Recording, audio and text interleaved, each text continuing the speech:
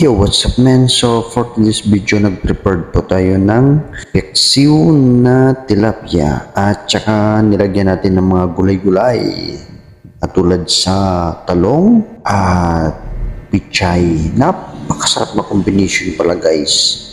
Nilagyan na rin natin ng sili para pampasarap. So all goods now, panalo sa ating mukbang for today's video.